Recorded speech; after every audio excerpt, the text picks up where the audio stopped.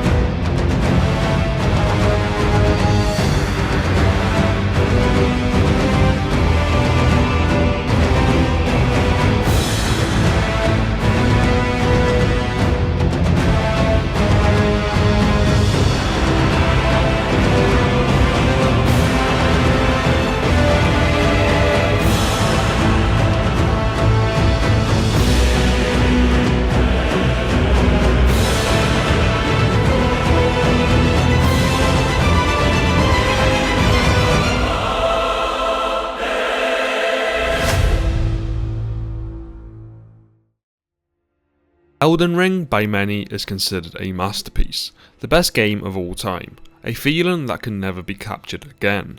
For some, it's a step backwards from previous From Software titles, a game that has several issues and is actually overrated.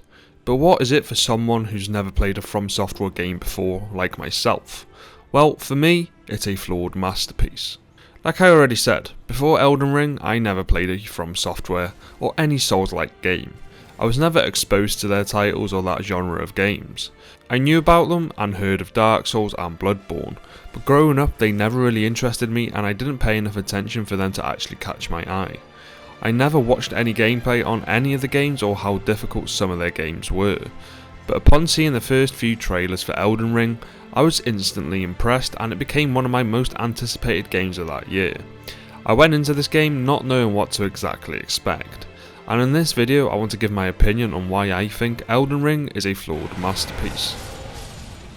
Every other similar video that I've seen surrounding this game is from people who are long-term From Software fans and players, and I think that by having no previous experience with any of the titles, it will make for a different and interesting opinion, as I don't have the privilege of being able to compare it to the older games in any shape or form.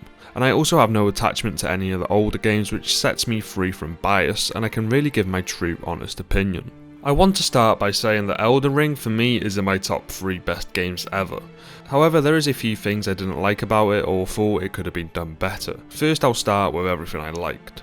The world design, art style and the open world of this game is something that blew me away from the very first time I stepped foot into Limgrave.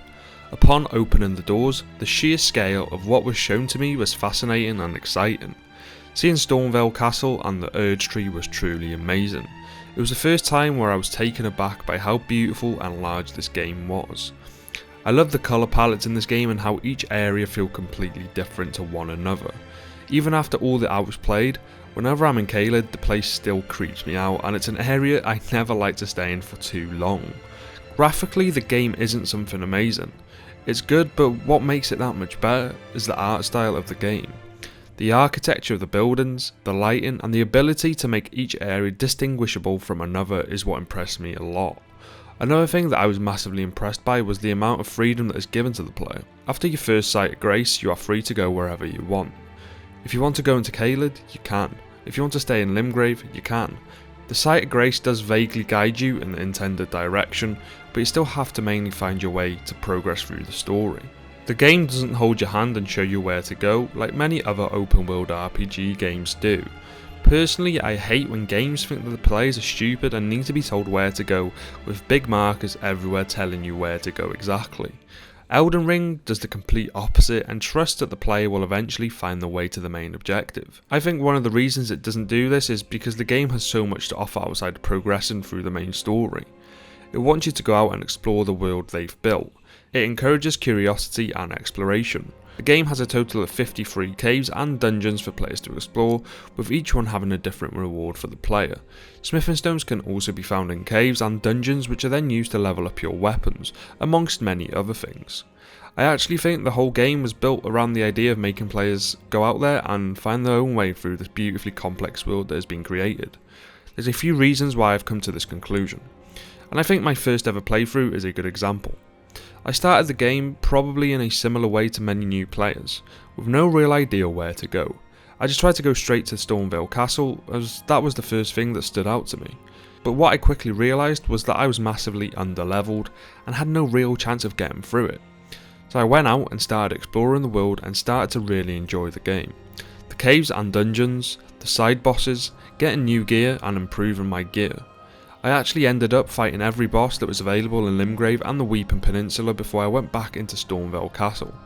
At that point I was level 50 and it was a lot easier to get through, but the game forced me to either struggle with what I had, or go out there and explore what the world had to offer and come back stronger.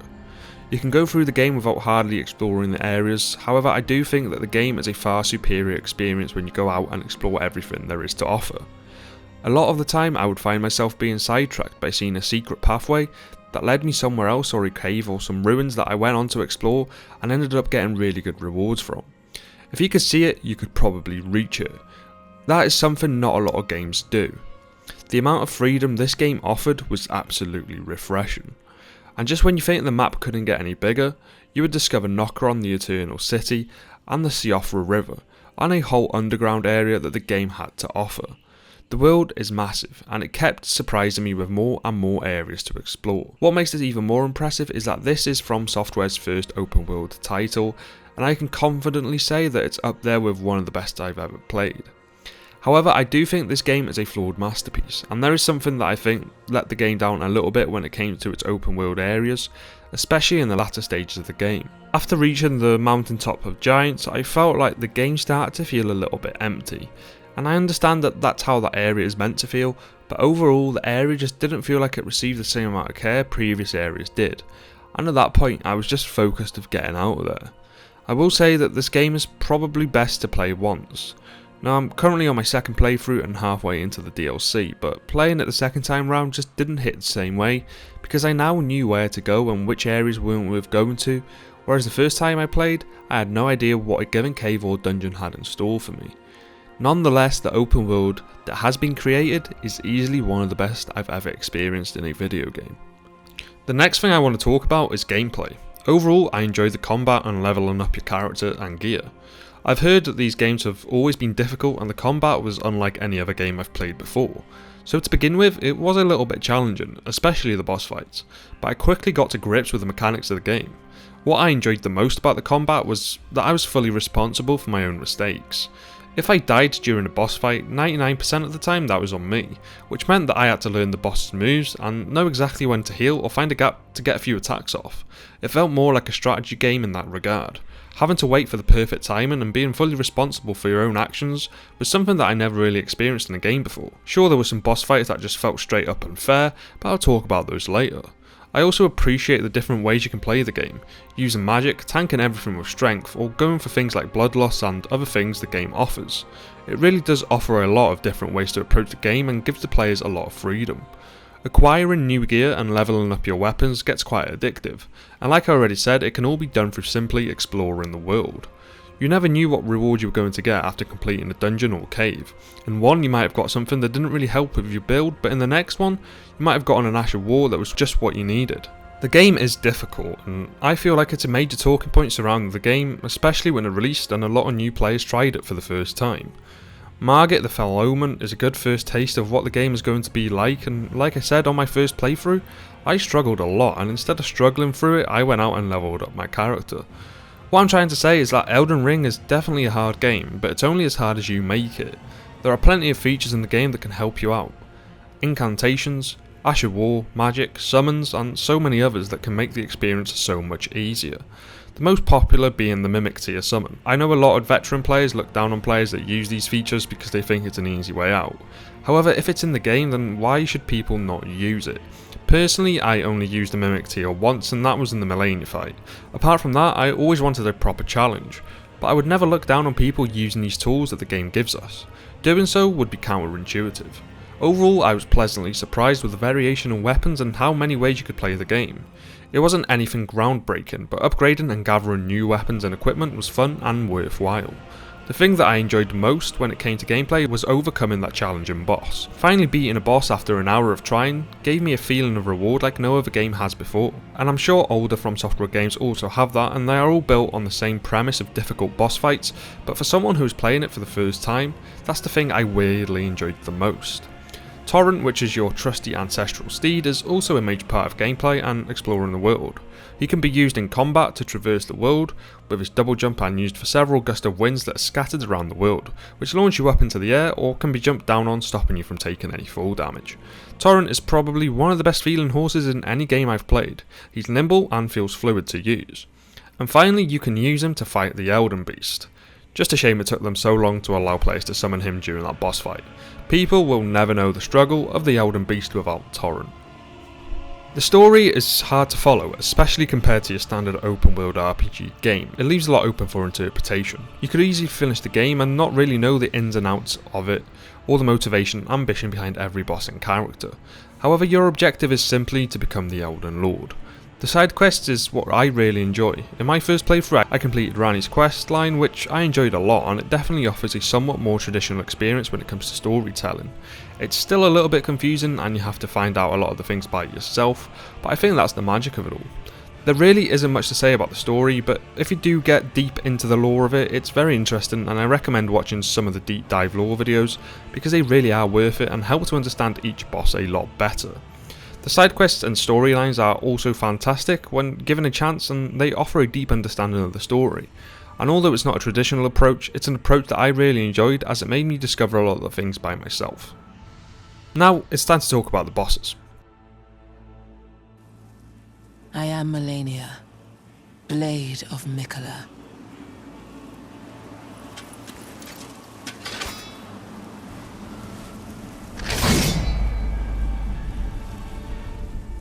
And I have never known defeat. This game has 238 bosses, which is a lot. I'm someone who believes that quantity over quality isn't always the best approach, and that's where I have a few problems with this game. All the main bosses I think are really well designed, and each one offers a unique set of moves. Some of my favourites are Starscourge Radahn Malekith and Godfrey the First Elden Lord. I don't really have a bad thing to say about the main bosses aside from one thing. In the latter stages of the game, the bosses become a little bit boring to fight. What I mean by that is that they don't really give you a lot of gaps when you can attack. They'll go through about 6 or 7 moves before you can get off 1 or 2 attacks. It just ends up becoming a very boring experience in that regard. That's what I think anyway. I much prefer when the fights are a little bit more back and forth, but that's just what I prefer. For some of the other side bosses, some are great and some are okay. I just don't really like how you end up fighting the same boss several times in certain instances, like the Godskin Duo for example. I also don't think that adding 2 or 3 bosses instead of having 1 is a good way to increase difficulty. If anything, it's just more frustrating. Commander Nile was one of the most frustrating boss fights I had, and it wasn't because he was particularly difficult, it was because of the 2 knights you had to deal with first. Having to fight the same boss wasn't exactly that fun for me, and that's where the quantity over quality argument comes in. A lot of them can be argued were just put in to make up the numbers, so they could say, look, we have 200 odd bosses in the game, and although I agree that they can be boring, they also serve as a great way to farm runes and level up your character. I mean, some bosses aren't that difficult at all, and that's fine, because like I said at the start, I couldn't defeat Margit, so the game pushed me out to explore Limgrave and first kill all these smaller bosses. In that way, the game was making me ready to go in and defeat Margit. But all these little complaints with bosses are mainly to do with the side bosses because, like I said, the main bosses are an absolute thrill apart from the latter stages where you can get 1 attack in every 60 seconds. But even then, they're still amazing. I'll never forget seeing Radahn disappearing and then flying down from the sky, like what the actual fuck. Or when Godric chops his hand off and then picks up a dragon's head. Or one of my favourites is when the Beast Clergyman unveils himself as Malekith. On many occasions I was in awe of the scale and some of the set pieces during these boss fights. Like I already mentioned, Radahn is one of my favourites and so is Rykard's. What I liked about Rykard was that the game made you tackle that boss in a very specific way and gave you the weapon for it. Something that I wish was done a lot more throughout the game. The only thing about Rykard that annoyed me was the skull spam in the second phase where I couldn't see a bloody thing because of him. Now, something else I quickly want to touch on, and it's something I don't think gets a lot of attention, and that's the music. This game has some of the best music when it comes to a video game that I've ever heard. When first launching the game, the main menu music has no right to hit so hard. Then you have the music for each boss, with each one being absolutely epic, and my personal favourite being the one when you fight Moog and when you fight Radagon and the Elden Beast. The music accompanies the world and dark fantasy setting extremely well and adds to the overall experience. I think it's a part of the game that gets massively overlooked, but some of the best films have some of the best and memorable soundtracks, and that same thing applies to video games, especially Elden Ring. Even when you're exploring the world, the ambient music in the background fits perfectly to each area that you're in. I know it's not a massive thing, but for me it just adds a lot more atmosphere and can make some boss fights even more memorable. Personally, I hated the Godskin duo boss fight. I actually killed them without using the sleep pots, but one thing that I loved about it was the soundtrack. To sum up Elden Ring for me, and I think many others, is that it's a feeling that everyone who played the game would love to relive again. And that's a huge compliment for a game. If you can captivate people and give them a feeling that can never be relived again, you're doing something right. It's a game that kept on surprising me. When I thought the world wasn't going to get any bigger, or that I was coming towards the end of the game, I was met with several more areas and quickly realised that I was nowhere near that end. Each area feels different and refreshing, which is important because it's so easy to make each area feel the same. What that then does is it makes it a boring experience for the player, because it makes you feel like you've already seen it before. The ability to make people just stop and appreciate the world is also important, and it's something that Elden Ring does incredibly well. The amount of times I found myself stopping and just admiring the art style and art direction was a lot more than I cared to admit. Personally, what kept me playing for the longest time was its open world, the freedom that was given to the player. It was the first time in an open world game that if I saw something, I could actually go there. Elden Ring has actually ruined open world games for me in a way because it sets such high standards of what I expect from them now. However, I do feel like the latter areas of the game, apart from Farum Azula, didn't receive the amount of attention and love that the early areas did. They were actually rather forgettable, and I didn't really enjoy exploring them as much as I wish I did. I also think it's a shame that the story is a little bit hard to follow and understand. Maybe if I was used to this form of storytelling, my opinion would be different. But the lore of this game is so deep and each character and boss has an interesting backstory, I think it's a shame that it's not conveyed in a simpler way so that many more people could understand it. I also think the boss fights can be boring towards the end of the game because of how much downtime there is between each attack. The game isn't perfect, but it's not far off, and even with all the things I don't like about it, it doesn't really matter, because there are way more things that I do like and enjoy that those issues are quickly forgotten about. Elden Ring is a generational game. It's a game that has now become the blueprint for open world RPGs and games. I have no doubts that this game is the best game we've seen in a very long time, and has already become an absolute classic. It introduced a whole new audience to the Souls-like genre and From Software games. It's made me and many others go back and experience their older titles. I'm actually about to start playing through Bloodborne for the first time, and then I plan on playing all the other titles as well. Elden Ring isn't just a game. It's a feeling, a place, and an experience that will last with me forever.